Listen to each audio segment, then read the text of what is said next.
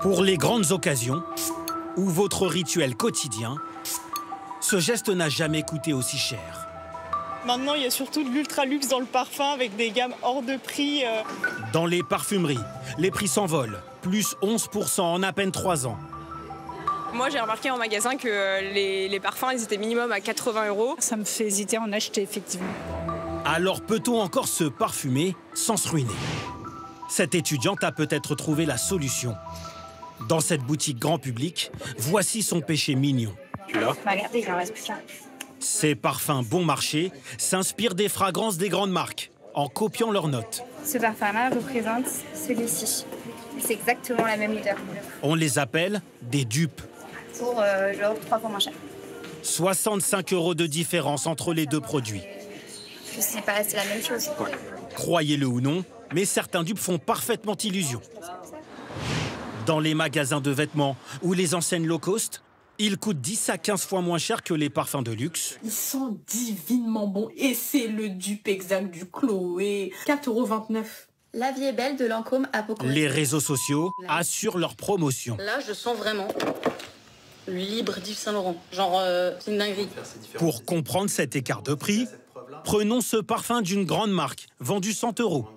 Le liquide et le flacon ne coûtent que 3 €. La marque empoche 15 € de marge, l'État 20 € de TVA. Ce qui coûte le plus cher, c'est le marketing et la part qui revient aux magasins revendeurs.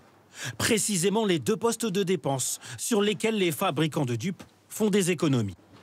Pour cet avocat, qui défend les intérêts de plusieurs grandes marques, il s'agit d'une concurrence déloyale.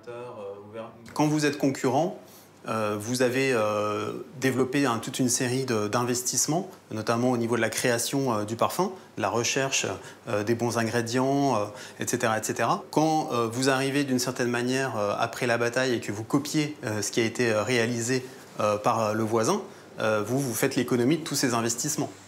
Alors ces dupes sont-ils identiques aux versions originales? Comment parviennent-ils à les copier? Pour le savoir, direction l'école supérieure du parfum qui forme des futurs nés. Je vous ai amené un petit cadeau. C'est un célèbre parfum. Très célèbre. Il serait facile à recopier, à reproduire. Alors facile, on peut toujours en faire une version. Il y a quand même une complexité dans tout parfum, mais bien sûr, on peut toujours recopier. Identifier toutes les notes d'un parfum. Un peu camphré, peut-être? Oui, camphré. Et ensuite, le dupliquer. Avec par exemple du jasmin de synthèse, moins cher que la fleur naturelle. Voilà l'autre secret du prix des dupes. Au nez, avec l'expérience, avec le travail, l'entraînement, on sait déceler dans un parfum, et notamment une eau de Cologne, quelle matière première le compose. Jusqu'à présent, copier la senteur d'un parfum n'a rien d'illégal. C'est même l'une des premières leçons enseignées ici. Nous, on apprend en première année, par exemple, Angel de Mugler, le Chanel numéro 5, le Chalimard de Guerlain.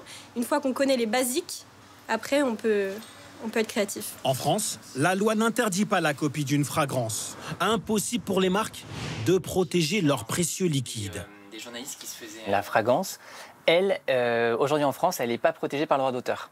En France, en Europe aussi, il n'existe pas les marques olfactives. Donc pareil, on ne peut pas déposer à titre de marque une fragrance. Pour l'instant, les dupes sont donc tout à fait légaux. Les marques de luxe se considèrent victimes de parasitisme. D'après elles, les fabricants de dupes tirent profit d'un savoir-faire et d'un prestige sans rien dépenser.